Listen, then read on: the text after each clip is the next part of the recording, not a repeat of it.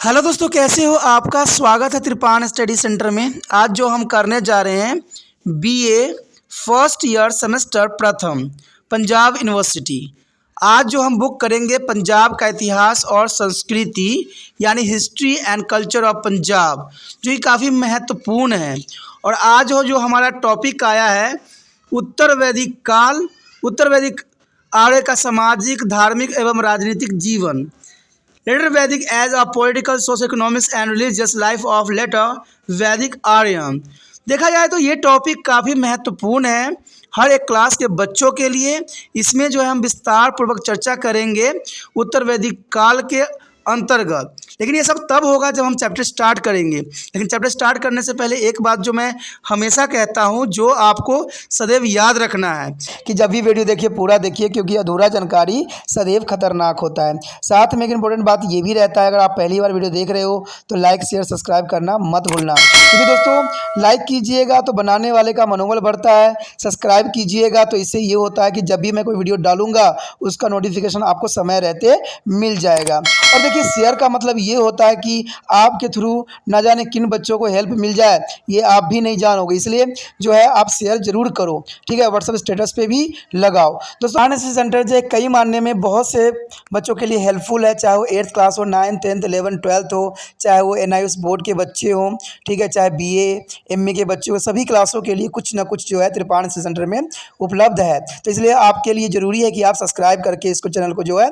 Save कर लो, नहीं तो बाद में अगर रिसर्च करोगे तो शायद आपको ये चैनल प्राप्त ना हो। तो इसलिए सोचना नहीं, विचार नहीं करना है, सब्सक्राइब करके जो है अपने पास सेव करना है। दोस्तों ये तो बात था आपके लिए, लेकिन अब देखते हैं हमारा आज टॉपिक क्या है। आगे जो हमारे समक्ष टॉपिक आया है कई मानने में महत्वपूर्ण है, उत्तर वैदिक काल में धार्मिक जीवन। उत्तर वैदिक काल में धार्मिक जीवन कहते हैं ऋग्वैदिक काल में आर्य का धार्मिक जीवन साधारण, लेकिन उत्तर वैदिक काल में यह तुलनात्मक रूप से कठोर एवं जटिल हो गया। ये काफ़ी महत्वपूर्ण है कि ऋग्वैदिक काल में आर्य का धार्मिक जीवन साधारण था, लेकिन साधारण थी। उत्तर वैदिक काल में आर्यों का जीवन जो थी धार्मिक जीवन साधारण थी, लेकिन जैसे उत्तर वैदिक काल में प्रवेश किए काफ़ी कठोर और जटिल हो गई। आर्यों के धार्मिक जीवन की मुख्य विशेषता यहाँ पर हम चर्चा करेंगे। अगर पहली पॉइंट की अगर हम बात करें, पहली पॉइंट पर नज़र दौड़ाएं तो कहते हैं धार्मिक जीवन के अंतर्गत नए देवी देवताओं का उदय एवं महत्व हो गई। इस समय कई नई देवी देवताओं का जो है उदय हुआ। कहते उत्तर वैदिक काल में, ऋग्वैदिक काल कई प्राकृतिक देवियों और देवताओं जैसे इंद्र, वरुण, पृथ्वी आदि का महत्व घट गया। यानी इस समय जो उत्तर वैदिक काल में ऋग्वैदिक की तरह प्राकृतिक देवताएं जैसे इंद्र, वरुण और पृथ्वी आदि का जो है महत्व घट गया, तो उनके स्थान पर नए देवताएं जैसे ब्रह्मा सृजनहार के रूप में जाने गए, विष्णु पालनहार के रूप में जाने गए और शिव संहारक के रूप में महत्व बढ़ गया। यानी देखा जाए जो ऋग्वैदिक काल में हमें प्राकृतिक देवता देखने को मिले, इंद्र, वरुण और पृथ्वी, और उसके पश्चात जो है धीरे धीरे जो है उत्तर वैदिक काल में बदलते ही देवता चले गए। इसमें ब्रह्मा, विष्णु और शिव को महत्व देने जाने लगा, क्योंकि लोगों के मन में ये था कि ब्रह्मा जो है पूरी सृष्टि की रचना किया है, विष्णु जो है पालनहार है और शिव को संहारक के रूप में महत्व दिया गया और इनकी पूजा शुरू हो गई। गणेश तथा पार्वती भी लोकप्रिय थे इस समय। राम तथा कृष्ण और विष्णु का अवतार मानकर पूजा जाने लगा। तो देखा जाए तो ये समय काल काफ़ी महत्वपूर्ण थे, क्योंकि इस काल में हमें कई देवी देवताओं का जो है इस समय सूत्रपात हुआ, क्योंकि ये समय काल थी जब उन्होंने प्राकृतिक देवताओं को छोड़ के जो है उन्होंने ब्रह्मा, विष्णु और शिव की जो है पूजा करने लगे। इवन कि गणेश और पार्वती का भी पूजा होने लगा, राम एवं कृष्ण के अवतारों का जो है मानकर पूजा जाने लगा। तो ये काफ़ी महत्वपूर्ण है। यहाँ पर अगर आगे हम बात करें जो कि बताता है यज्ञ तथा बलि प्रथा। इस समय देखा जाए उत्तर वैदिक काल के अंतर्गत तो इस समय जो है यज्ञ तथा बलि प्रथा भी हमारे समाज में बहुत प्रचलित थी, और ये हमारे समाज में थी, इसमें कोई दो राय नहीं है। कहते हैं ऋग वैदिक काल की तुलना में आर्य का धार्मिक जीवन उत्तर वैदिक काल में बहुत ही जटिल और कठोर हो गई। ऋग वैदिक काल की तुलना में देखा जाए तो आर्य का धार्मिक जीवन उत्तर वैदिक काल से बहुत कठिन और कठोर हुई। अब वो झूठे कर्मकांड तथा अनुष्ठानों की संख्या बढ़ने लग गई। यानी अब जो थे ये उत्तर वैदिक काल में झूठे कर्मकांड और अनुष्ठानों की संख्या बढ़ा दी। ऋग वैदिक काल में यज्ञ बहुत ही साधारण होते थे और गृहपति द्वारा ही संपन्न किए जाते थे, लेकिन अब यज्ञ तथा बलि प्रथा बहुत ही बढ़ गया तथा अब इनकी अवधि भी बढ़ने लगी। तो देखा जाए तो उत्तर वैदिक काल बलियों के लिए और झूठे कर्मकांडों के लिए काफ़ी प्रचलित हो गई। यज्ञ अब बहुत सारे पुरोहितों द्वारा बड़े ही स्तर पर एक ही वर्ष की अवधि तक किए जाने लग गए। यानी यज्ञ की प्रावधान इस समय जो सख्त हुआ। मानव बलि का जो है प्रचलन भी बढ़ने लग गया। यानी उत्तर वैदिक काल में हमें मानव बलि के भी कुछ सबूत मिलते हैं। यज्ञ अब बहुत ही महंगे होने लग गए थे। इससे जो था ब्राह्मणों की बोलबाला बढ़ गई थी। ये अब आम आदमियों के वश से बाहर हो गया, क्योंकि यज्ञ के अंत में बहुत सा सोना, गाय, गाँव तथा वस्त्र पुरोहितों के दान में देने पड़ते थे। इसलिए अब यज्ञ की जो प्रावधान थे बड़े बड़े राजा ही करवा सकते थे। आम आदमियों के वश में ये सब नहीं थे, क्योंकि जितने उपहार ये ब्राह्मणों को देते थे वो आम गरीबों के लिए संभव नहीं होता था। और इसके साथ मूर्ति एवं स्मृति चिन्हों को देवताओं की तरफ पूजा जाने लग गया। अब यहाँ पर मूर्ति पूजा भी होने लगी और उनके द्वारा स्मृति चिन्ह को भी देवताओं की पूजा होना स्वाभाविक बना दिया। अब इस प्रकार विस्तृत अनुष्ठान तथा बलि प्रथा रोजमर्रा के जीवन का एक हिस्सा बन गया। आए दिन जो है कहीं ना कहीं बलि प्रथा प्रचलित हो गई और इस प्रकार का अनुष्ठान हर क्षेत्र में उस समय उत्तर वैदिक काल में हमें देखने को बखूबी मिलता है। उसके पश्चात हमारे समक्ष आता है समाज में ब्राह्मणों के प्रभाव में वृद्धि। देखिए ये काफ़ी महत्वपूर्ण है कि समाज में ब्राह्मणों के प्रभाव में काफ़ी वृद्धि हुई। उत्तर वैदिक काल में पुरोहित वर्ग का स्थान अब धार्मिक अनुष्ठान एवं कर्मकांडों के बढ़ने के साथ और भी मजबूत होता चला गया। यानी उत्तर वैदिक काल में पुरोहित वर्ग का स्थान धार्मिक अनुष्ठान एवं कर्मकांडों के बढ़ने के साथ और भी मजबूत होता चला गया। आर्य के जीवन के सभी पहलुओं में यज्ञ का महत्व बढ़ गया। यानी आर्य लोग जो थे अब यज्ञ में विश्वास करने लग गए और उनका इसका मोह बढ़ता ही चला गया।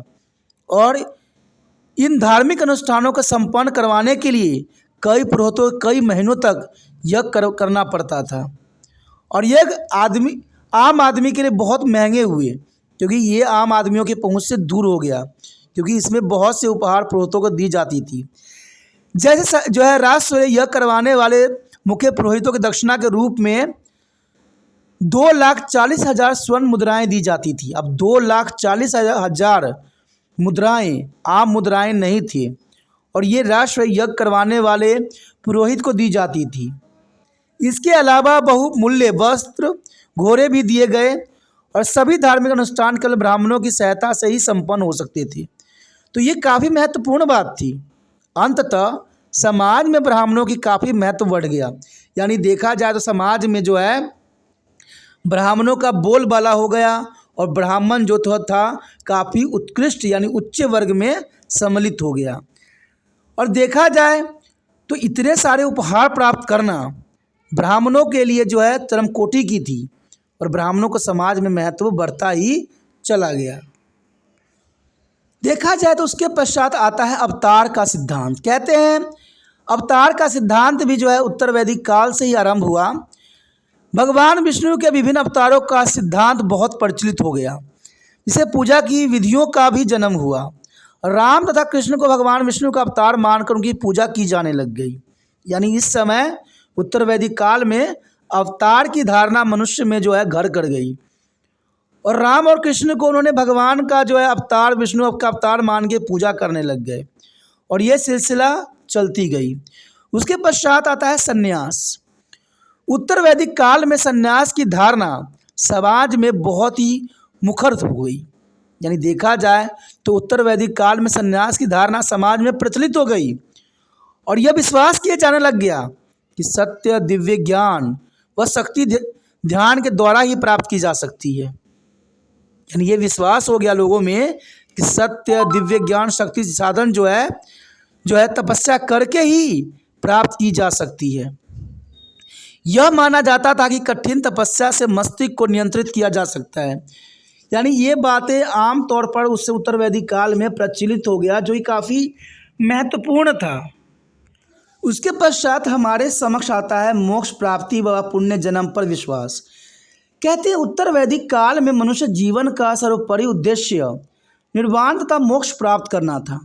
उत्तर वैदिक काल में मोक्ष प्राप्त करने की जो प्रावधान शुरू हुआ वो काफ़ी महत्वपूर्ण था, क्योंकि मोक्ष प्राप्ति यानी पुण्य जन्म पर विश्वास इस समय जो है हर एक मनुष्य में घर कर गया और वो पुण्य जन्म कर्म तथा मोक्ष के सिद्धांत पर विश्वास करने लगे।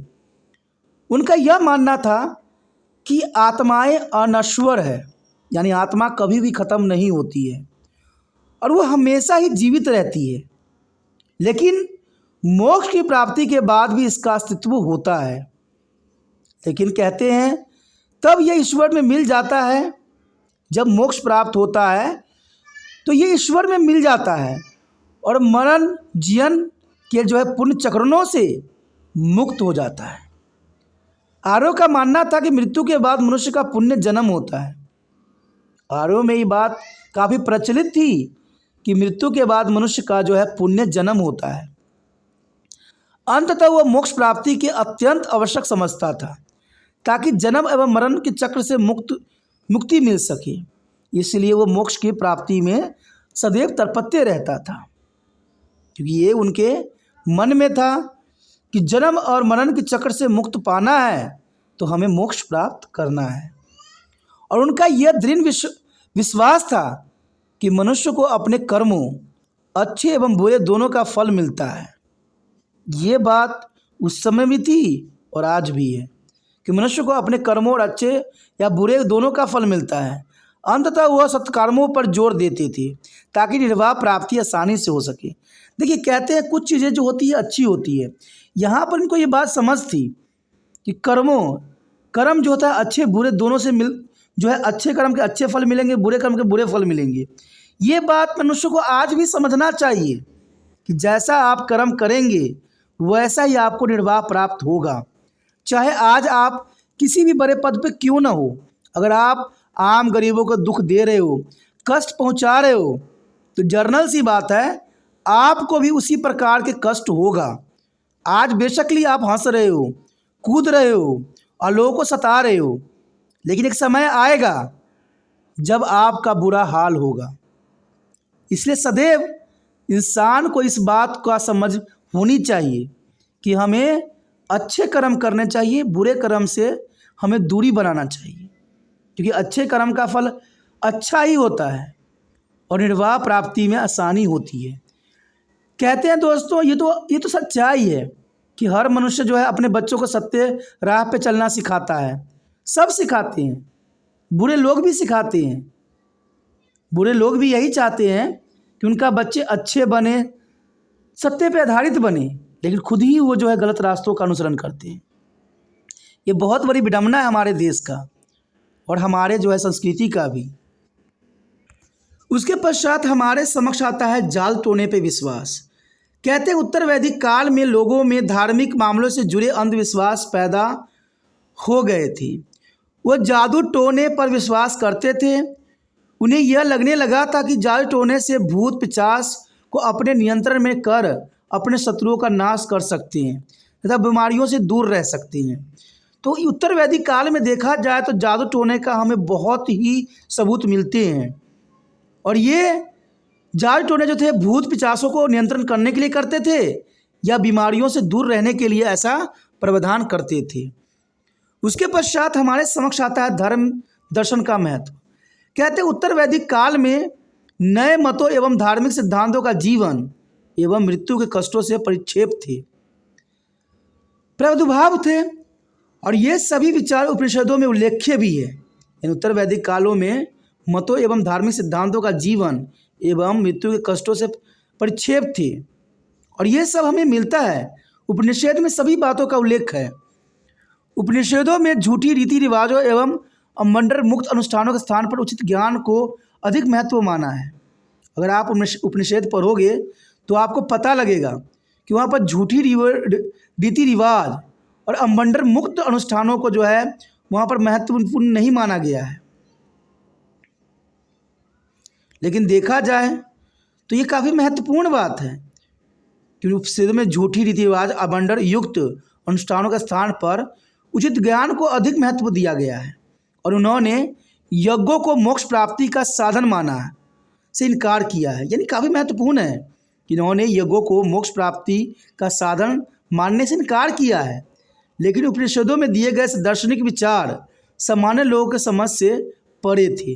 अंततः लोग व्यर्थ में झूठे संस्कार एवं अंधविश्वास में लिप्त होते चले गए कि उन्होंने जो है उपनिषदों का जो है सही ज्ञान प्राप्त नहीं हुआ और लगता है कि उपनिषद की जो विचारधारा दी गई थी शायद उनको समझ में नहीं आई, जिसके कारण उपनिषदों की विचारधाराओं को इन्होंने झूठा माना और अंधविश्वास में जो है लिप्त हो गए।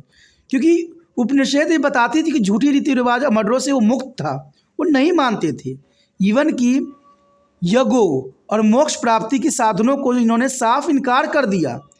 इनका विश्वास था कि जो कर्म हम ही करेंगे हमें सजा अभी मिलेगी, पुण्य जन्म जैसी कोई बात नहीं होती है। और ये सत्य भी है। कहते हैं जो जीवन आपको मिला है आज सत्कर्म कीजिए, पुराने जीवन का या पुराने समय का क्यों बखान करते हैं।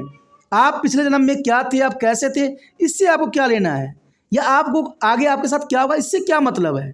जो आपके समक्ष अभी प्रेजेंट में है उसमें सत्कार्य कीजिए और अपने आप जीवन को कहते हैं उच्च कोटि की बनाइए, जो दो व्यक्ति आपको अच्छा कह सके। अगर दो व्यक्ति में अगर एक व्यक्ति गलत कह रहा है तो आप गलत हो। तो इसी बात का जो है उपनिषद भी जो है मान्यता देता है, जो काफ़ी महत्वपूर्ण है। इसी के साथ दोस्तों हमारा ये टॉपिक जो है ख़त्म हो जाता है, जो कि काफ़ी महत्वपूर्ण था। हमने यहाँ पर जो है धार्मिक जीवन के अंतर्गत यानी उत्तर वैदिक काल में धार्मिक जीवन के अंतर्गत हमने विस्तार पूर्वक चर्चा किया, हर एक पहलू पर विस्तार पूर्वक जो है हमने विचार रखा। अगला टॉपिक जो हमारे समक्ष आएगा आर्थिक जीवन। तो आर्थिक जीवन के बारे में जानना भी हमारे लिए काफ़ी महत्वपूर्ण रहेगा। तो आप बने रहे तिरपान स्टडी सेंटर के साथ, और जितना हो सके इस वीडियो को शेयर करने की भावना आपके मन में नहीं जाना चाहिए, क्योंकि अगर आप शेयर कीजिएगा तो तिरपान स्टडी सेंटर को सदैव अपने साथ पाइएगा। क्योंकि कहते हैं हर जीवन का हर एक पड़ाव में एक दूसरे के साथ देने में ही भलाई है।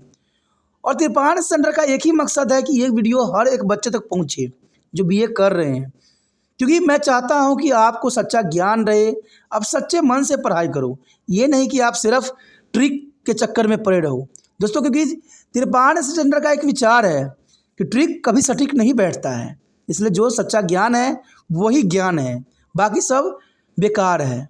तो इसलिए अगर आपको ये बात सब अच्छा लगता है, अगर आपको समझ में आता है, तब जाके एक कार्य जरूर कीजिए। क्योंकि कहते हैं गुरु दक्षिणा देने की प्रावधान पुरातन समय में थी और आज भी है, कि आपको सिर्फ इतना करना है, यूट्यूब से लिंक को कॉपी करके व्हाट्सएप एड्रेस पर लगाना है।